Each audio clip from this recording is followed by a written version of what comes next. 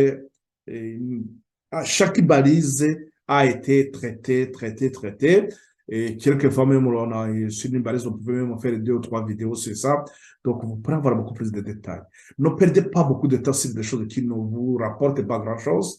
Allez à son message. Lorsqu'on nous dit que nous n'avons pas autre message à donner, la tâche qui nous incombe est d'une importance capitale. Donc, c'est de proclamer son message du premier, du deuxième et du troisième ange, c'est de 3 anges, comme nous l'avons vu que aussi. Donc, cette ligne d'Apocalypse 14, elle est très, elle allume l'Apocalypse 18. Donc, si on n'a pas la lumière, donc si c'est l'Apocalypse 14, on ne pourra pas progresser dans l'Apocalypse 18. Donc, on ne pourra pas tout simplement terminer l'œuvre et nous ne pourrons pas éclairer les autres, nous ne pourrons pas tenir donc ces postes en tant que sentinelle. Donc, nous sommes appelés à être des sentinelles. Chacun doit être une sentinelle. Et c'est dans la suite, quand si vous continuez à arriver, donc ce message choisi, plus de témoignage volume 3, si vous continuez à lire le témoignage volume 3, ce chapitre 54, appelé à être témoin. Et dans la suite, on nous dit que aussi chacun doit être une sentinelle. Quiconque a connu la vérité encourt la même responsabilité que le prophète à qui ces paroles furent adressées. Fils de l'homme, je t'ai établi comme sentinelle sur la maison d'Israël. Tu dois écouter la parole qui sort de ma bouche et les avertir de ma part. Quand je dis aux méchants, méchant, tu mourras si tu ne parles pas pour détourner le méchant de sa voie. Ce méchant mourra dans son iniquité et je te redemanderai son sang. Mais si tu avertis le méchant pour le détourner de sa vie, de sa voie, et qu'il ne s'en détourne pas, il mourra dans son iniquité et toi, tu sauveras ton âme. Ézéchiel 33, au chapitre, plutôt verset 7 et 9. Donc, nous sommes appelés à être aussi des sentinelles. Je voudrais terminer par ici, mais tout en attirant l'attention tout en attirant l'attention sur ceci. Mes frères et sœurs, nous devons comprendre notre responsabilité.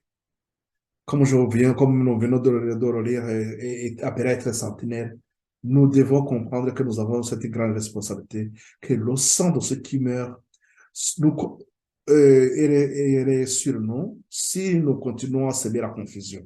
C'est pour cela que j'insiste,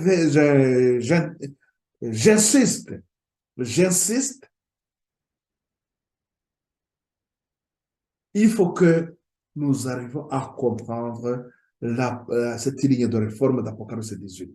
Donc, pourquoi maintenant nous sommes dans la confusion? Et pour terminer, je termine sur ça. Et nous sommes dans la confusion aujourd'hui parce que tout simplement, au lieu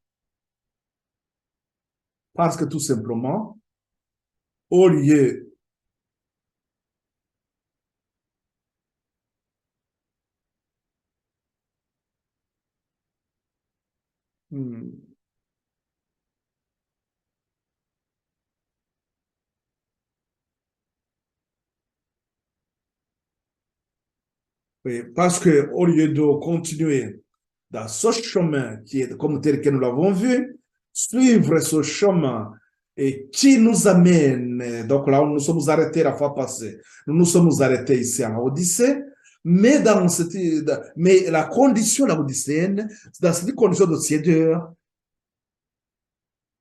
nous avons les conseils des témoins fidèles. Ces conseils des témoins fidèles, est-ce que ceux qui sortent de l'Odyssée, ceux qui se disent, nous sortons dans cette église, dans l'église, dans voilà ce qu'on est en train d'enseigner, et on est loin de la parole de Dieu, et certainement, ils ont raison, mais est-ce que ils ont compris réellement, ils ont accepté le conseil des témoins fidèles pour que ce conseil des témoins fidèles qui nous amène à la repentance nous met aussi dans cette lumière qui va éclairer davantage l'Apocalypse 14. Donc, c'est-à-dire, est-ce qu'ils sont vraiment dans cette lumière d'Apocalypse 18? Cette lumière d'Apocalypse 18 qui doit amplifier le message du troisième ange, et puis nous arrivons à la fin. Et dans l'amplification du message du troisième ange, nous avons le dernier appel, comme nous avons dans Jean 10, 16, on va appeler, les brebis vont entendre la voix du berger et ils vont former le seul troupeau. Et le monde sera averti et ils vont sortir de l'état, ils vont revenir, ils vont sortir des ténèbres, ils vont fuir comme le Sodome, Lot est sorti de Sodome, ils vont sortir des ténèbres et pour aller pour aller former le troupeau, ceux qui vont faire face, qui seront en train de faire face à la bête et sera donc parmi les élus.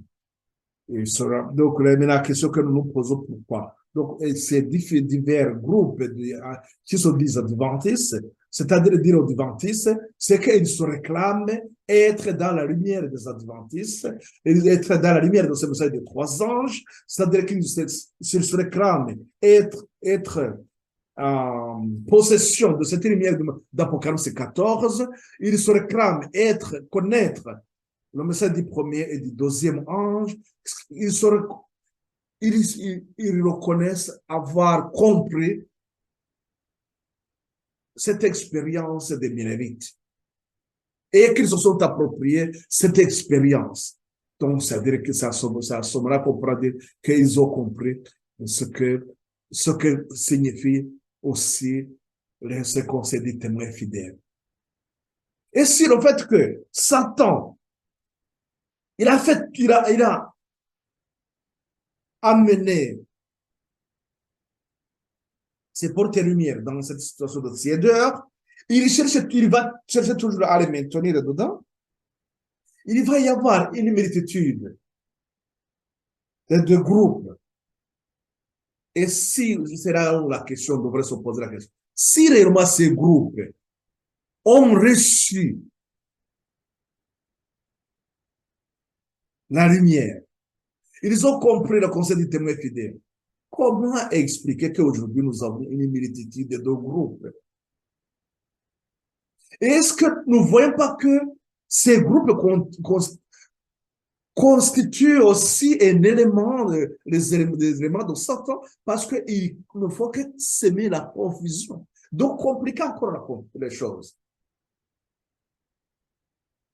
Imaginons, prenons un exemple. Imaginons dans un quartier quelque part où on va avoir 3 ou 4 groupes adventistes, qui sont des adventistes, mais qui ne sont pas en accord, qui ne s'accordent pas sur certains points, mais qui préfèrent être en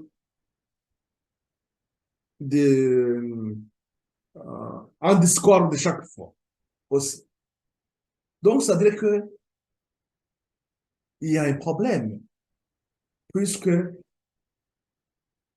Jean 17, Christ a prié pour que son église, pour que son peuple soit uni.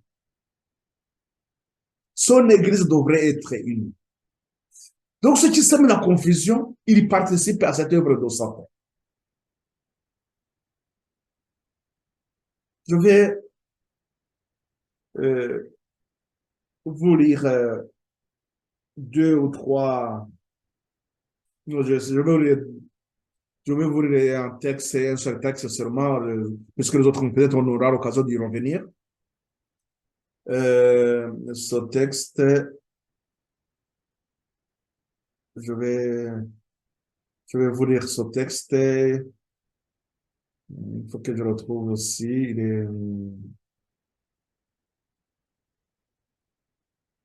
Il dit ceci.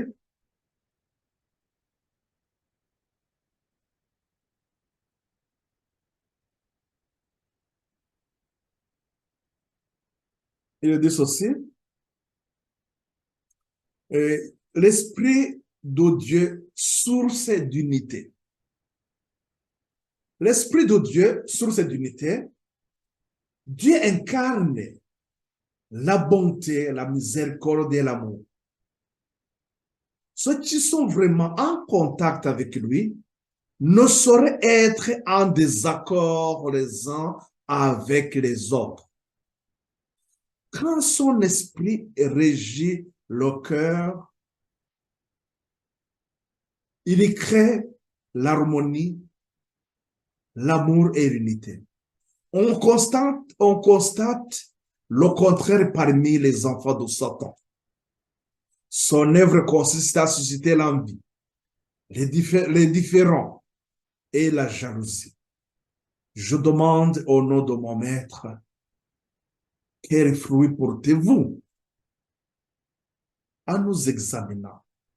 Quand j'évoquais ce problème de ces différents groupes,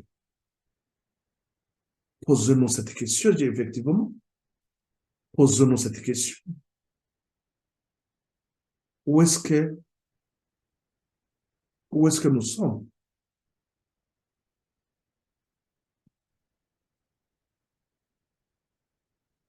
Où est-ce que nous sommes? Et peut-être pour une meilleure, pour ceux qui vont, pour ce texte que je viens de vous lire, je vous le partage comme ça, vous pourrez aussi euh, le lire, vous pouvez prendre des captures d'écran, ça pourra peut-être vous servir aussi dans vos études. Ce texte, il est là. Donc, c'est dans les témoignages en anglais, sans doute il est en français aussi, ce texte doit être quelque part, ce que je n'ai pas cherché. Et donc, c'est dans témoignage en anglais, volume 5, à la page 22, donc c'était en 1888. Voilà que c'était juste après la crise de Minneapolis. Hein. Donc, l'Esprit de Dieu, source d'unité. Dieu incarne la bonté, la miséricorde et l'amour. Quand son esprit régit le cœur, il crée l'harmonie, l'amour et l'unité. Mes frères et sœurs, je vais m'arrêter ici. Seulement, comprenez bien que nous sommes dans ça c'est la preuve tout simplement. Ce chemin que nous sommes en train de suivre, nous viendrons, nous irons voir ce qui se passe justement dans cette situation de la Odyssée.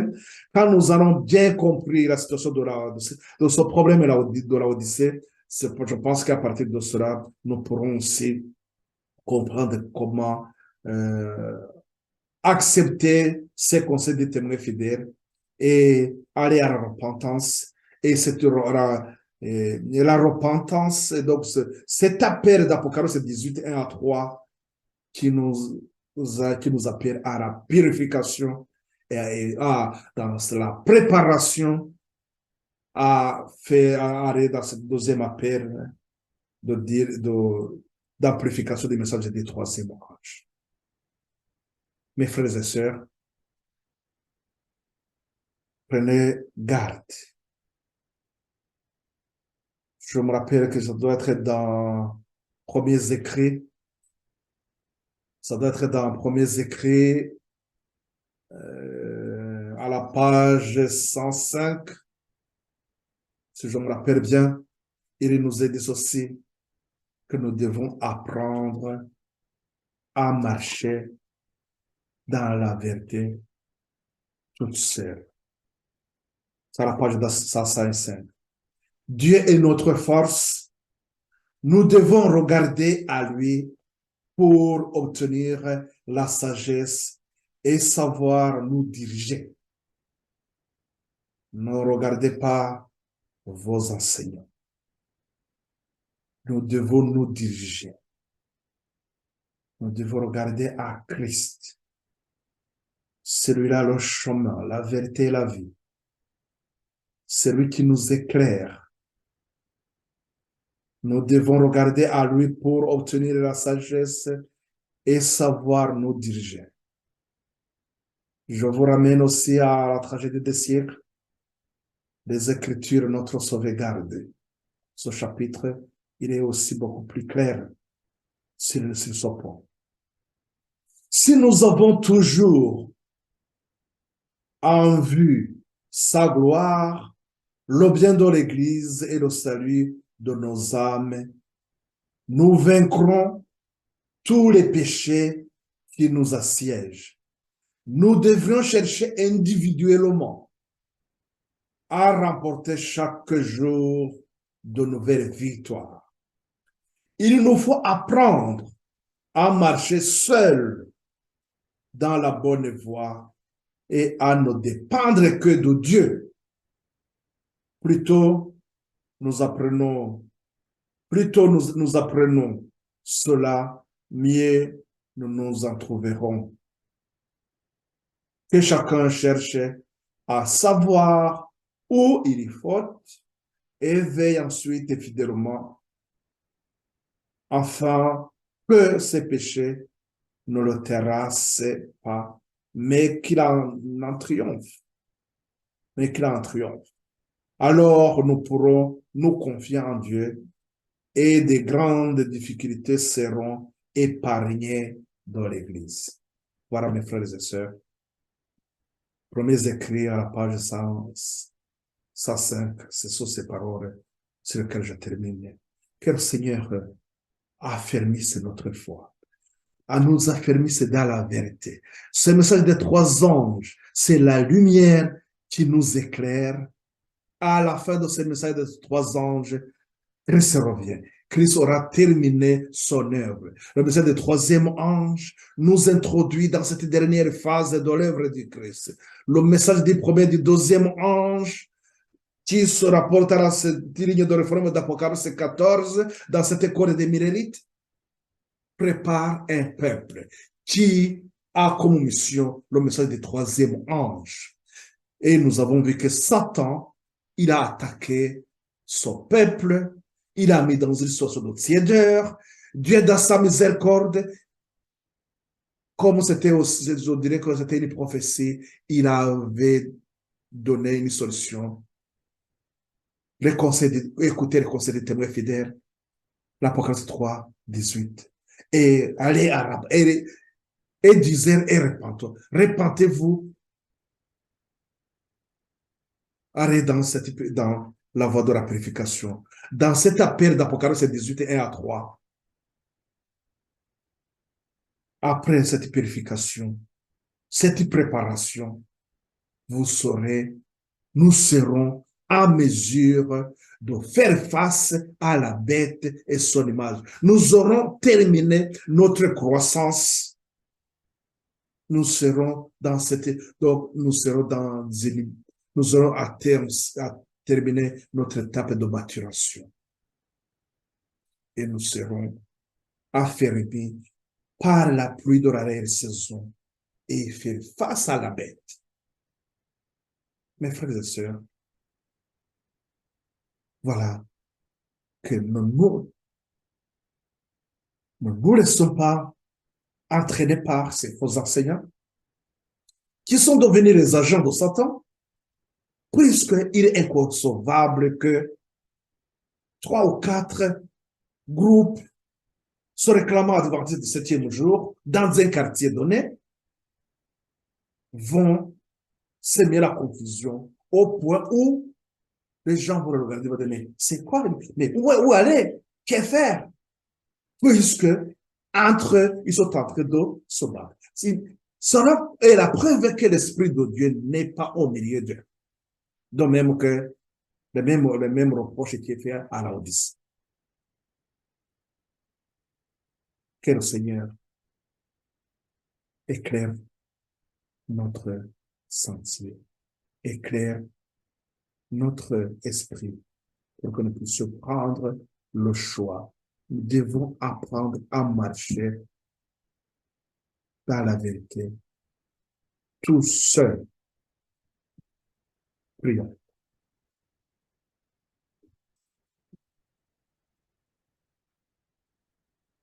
Merci Père éternel de ce moment, de cet enseignement que tu nous as donné. Ce temps, tu nous as appris à comprendre les, les signes des temps, et tu nous montres comment nous devons aborder ta parole, et tu nous éclaires, Seigneur, notre nation. Veuillez, Père, éclairer tout cela qui suit ces études. Là où ils sont dans les coins les plus reculés de ce monde, veillez à ce que, Seigneur, les flambeaux ne s'éteignent pas, parce que l'ennemi, il rôde toujours, il veut nous maintenir dans les ténèbres. Merci, Seigneur, de nous fortifier, de nous sanctifier, de nous consacrer dans cette noble mission.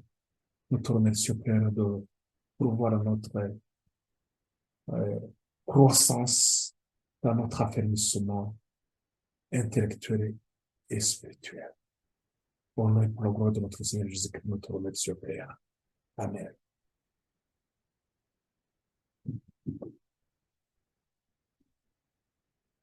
Donc, à la prochaine occasion, donc, nous allons revenir dans notre série d'études, le chemin que tu as suivi. Nous devrons comprendre donc cette situation de la Odyssée et comment sortir de cette situation. À la prochaine, que le Seigneur vous accompagne.